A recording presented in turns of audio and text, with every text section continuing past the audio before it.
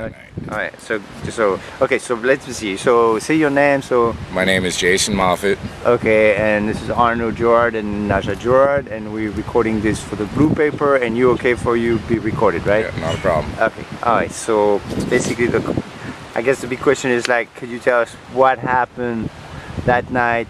You know, so Beverly Anderson, myself, the dog mate. It was very late. We were on Duval Street. I was looking for a hotel room. We had gone into the Southern Cross, but they were closed. They didn't have anybody at the door. So we came back out. There was a group of young people, and they exchanged rude comments with Beverly, and it became that it was going to be a fight. I was surrounded by 4 young men. I knew it was gonna get physical. I looked up over one gentleman's shoulder and saw a bicycle cop, Key West PD bicycle officer. The young gentleman struck me. The police officer tased him. He fell down and went into convulsions, and the cop pretty much told us to leave. He made a statement with me and left. Told us to go. right. And so we left. Later on, I had heard that the gentleman had died and that the family was looking for me to make a statement on their behalf because they felt that their son was unjustly killed.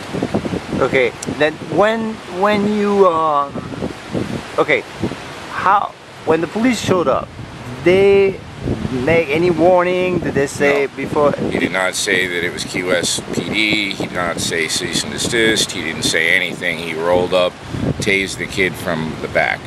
The child never got to see the officer, never knew that the officer was there, never knew what hit him. And then how do you know the police? So the police was coming from what direction on Duval Street? He was coming from east to west.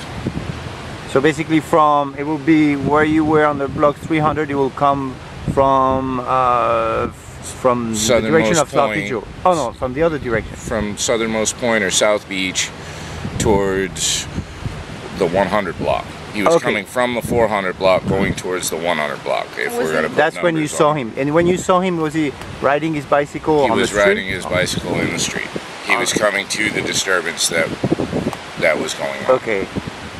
And there was only the one, or there was more than one police officer? More than one police officer showed up. At that particular moment in time when the child was tased, it was only one officer. And I mean child because the kid couldn't have been 21.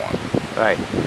And, okay, so then when he fell, so whatever his name was, Matthew, right? Matthew fell on the ground, and at that point, what happened?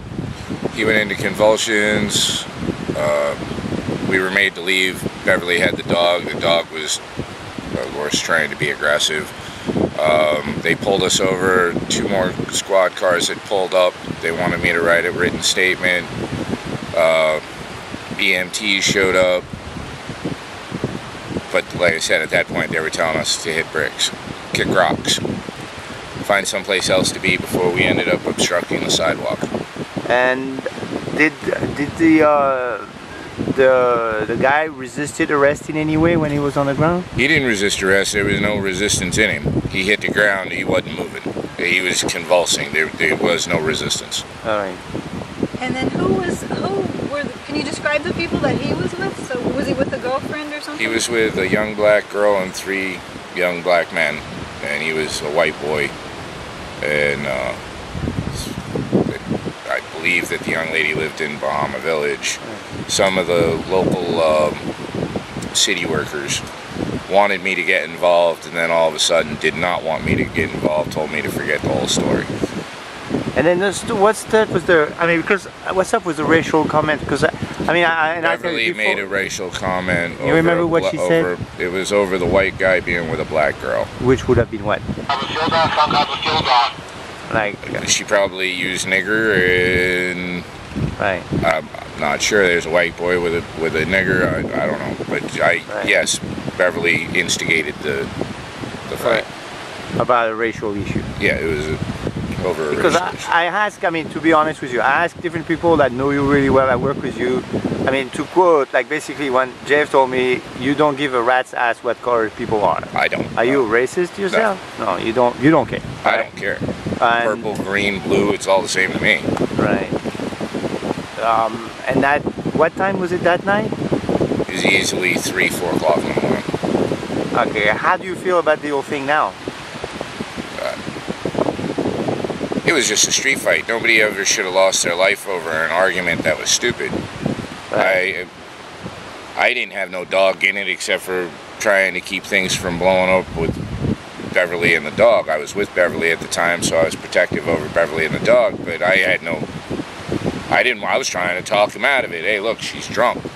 Right. Keep walking. You got a girl, go on home. Right. You know, you go that way, I'll go this way, man. Forget it. Right. That they didn't want to forget it. Beverly kept egging it on. And then you could see the guy. The only reason I didn't throw the first punch is because I saw the officer. Right. I knew we weren't getting away with not fighting, so if I wouldn't have seen the officer, it would have been me tased instead of the young man. Right. I mean, just to say what it is. Right.